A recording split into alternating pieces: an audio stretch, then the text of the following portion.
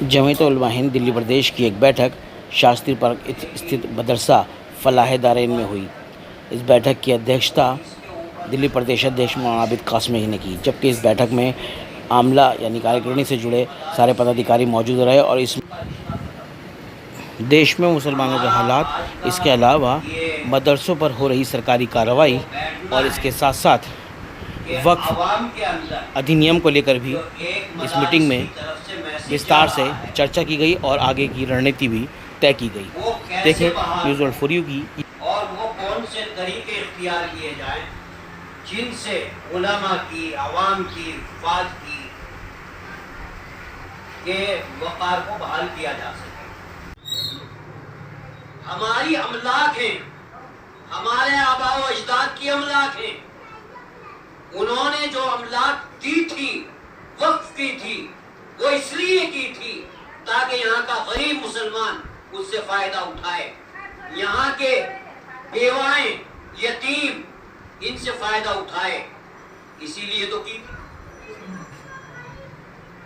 دوسرے طبقے کا اس سے کوئی تعلق نہیں، لیکن کچھ شر پسندوں نے یہ کہا بھائی جب اماموں کو تنخواہ دی جاتی ہیں وقت بورڈ سے تو ہمیں بھی، ہمارے پجاریوں کو بھی تنخواہ دی جانی چاہیے، حالانکہ ان کو علم نہیں تھا اس چیز کا اور نہ ہے کہ وقت صرف مسلمانوں کا ہے۔ اور جمعیت علماء ہند حضرت فدائے ملت کے زمانے سے میں سنتا ہوا آ رہا ہوں، اس پر خدشہ ظاہر کرتی آ رہی ہے کہ ہو نہ ہو کہ ایک دن ایسا آئے کہ سرکار اس کو ہڑپ لے۔ یہ میٹنگ ہوئی ہے جمعیت علماء ہند دلی پردیش عاملہ کی، کس طرح کی چیزیں اس میں سامنے آئی ہیں اور اب کیا ڈیسیزن لیا گیا ہے اور اس پہ آپ لوگ کام کریں گے؟ اس میں 5 ایجنڈے تھے، نمبر 1 مدارس دینیہ پر غور و خوض، جو ایک شبیہ بگاڑنے کی کوشش کی جا رہی ہے مدارس اسلامیہ کی، اسی کے اوپر آج غور و خوض کیا گیا۔ اور یہ ایک المیہ ہے کہ مسلمانوں کے لیے جو ریڑھ کی ہڈی کی حیثیت رکھتا ہے مدارس اسلامیہ، اور اس ملک کے لیے نعمت عظمیٰ ہے، اور ان مدارس اسلامیہ ہی کی وجہ سے ہم آزادی کا سانس لے رہے ہیں، افسوس یہ ہے کہ انہی کے خلاف سازشیں کی جا رہی ہیں۔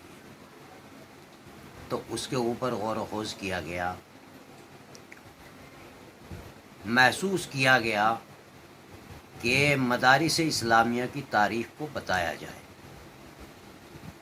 یہ وہ مدارس اسلامیہ ہے کہ جب ملک میں اتنے بھی پیسے نہیں تھے کہ جو گاندھی جی ملک کا دورہ کر پائے، انہی مدارس سے چندہ کیا گیا اور اس چندے کے پیسے سے گاندھی جی کو ملک کا دورہ کرایا گیا۔ یہ تاریخ اگر انہیں یاد ہوتی اور اگر انہیں پتہ ہوتا کہ مدارس اسلامیہ کا یہ کردار ہے، علماء کا یہ کردار ہے، مدارس سے پیدا ہونے والے طلباء کا، علماء کا، صلحاء کا جو اس ملک کے لیے کردار رہا ہے، تو ان کی ہمت یہ نہ ہوتی کہ مدارس اسلامیہ کے خلاف کوئی سازش کرتے۔ اور سازش کرنے والے جو ہیں، میں یہ سمجھتا ہوں کہ یہ ملک کے دشمن ہیں، ملک کے دوست نہیں ہیں۔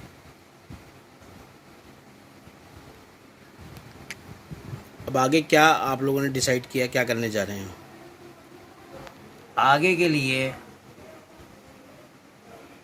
ہم نے یہ طے کیا ہے کہ انشاءاللہ تحفظ مدارس کے نام سے کانفرنس کریں گے، اور اس میں سبھی طبقات کے لوگوں کو بلاویں گے، انہیں بتایا جائے گا، چونکہ مدارس اسلامیہ کی تاریخ کو یا تو وہ نظر انداز کر رہے ہیں میں تو یہی سمجھوں گا کہ نظر انداز کر رہے ہیں. اگر ان کی تاریخ کو وہ پڑھ لیا ہوتا یا انہیں پتہ ہوتا تو اس قسم کی سازشیں نہ کرتے. اب اس کو لے کے کس طرح کی رننیتی میں آپ لوگ؟ بار بار آپ کو بتا چکا ہوں کہ وقف بورڈ سے مسلمانوں کا ایمانی رشتہ ہے اور اس کا تحفظ کرنا ہر مسلمان کا فرض ہے. اس کے لیے بھی بیداری مہم چلانے کا فیصلہ کیا گیا اور تحفظ اوقاف کانفرنس کرنے کا ارادہ ہے اور بہت جلدی کانفرنس کی جائے گی. کیا اس کو لے کے کچھ پولیٹیکل لوگوں سے بھی ملاقات کریں گے آپ لوگ؟ یہ ہم اپنے اکابرین سے مشورے کے بعد یہ تمام فیصلے کریں گے. ایک تو ہم جو حالات حاضرہ پر اس وقت میں جگہ جگہ پر مسلمانوں کو پریشان کیا جا رہا ہے، اس کے سلسلے میں غور و خوض کیا گیا کہ آخر ہم اس کا کس طرح پر مقابلہ کر سکتے ہیں.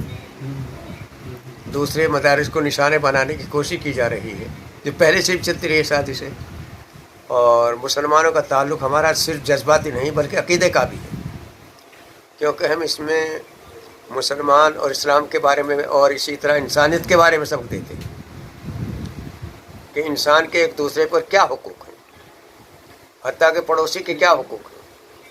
اگر پڑوسی آپ کا مسلم ہے یا غیر مسلم ہیں تو اس کے بھی آپ کے غیر مسلم کے برابر کا حق ہے.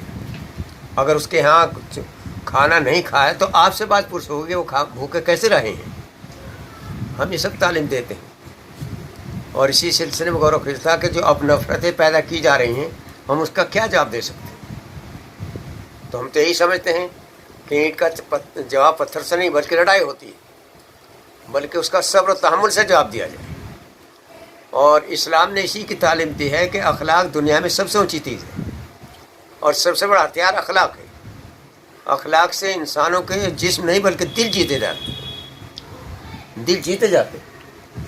اور اسی لیے بہت آج بھی دنیا میں جو اسلام کے خوبیوں کو جانتا ہے وہ فوراً انسان کا گرویدہ ہو جاتا ہے.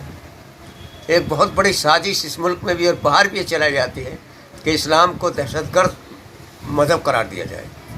حالانکہ دہشت گردی کا اس کا دور دور کا بھی کوئی واسطہ نہیں، بلکہ یہ تو یہاں تک تعلیم دیتا ہے. ہمارے حضور صلی اللہ علیہ وسلم نے گالیاں کھائیں اور اس کو بھی پھر اچھا جواب دیا، اس کی ہمدردی کی. یہی اسلام کی تعلیم ہے، یہی ہم سبق دیتے ہیں بچوں کو. تو اس سلسلے مدرسوں کے بارے میں بھی ہم نے اپنے جو ہمارے اساتذہ ہیں، معلمین ہیں، منتظمین ہیں، ان سب کو یہ کوشش کی ہے، یہ بات بتانے کی کوشش کی ہے کہ بھئی ہم پہلے انسان ہونے کے ساتھ میں مسلمان ہیں اور ہمیں انسانیت کی تعلیم دینی ہے اور درندگی کے ماحول کو ہمیں دور کرنے کی کوشش کرنی چاہیے. اور وہ ہمارے اخلاقی سے ہو سکتا ہے، صبر تحمل سے ہو سکتا ہے، کیونکہ صبر تحمل دنیا کا سب سے بڑا ہتھیار ہے اور اللہ کی مدد اس کے ساتھ ہوتی ہے.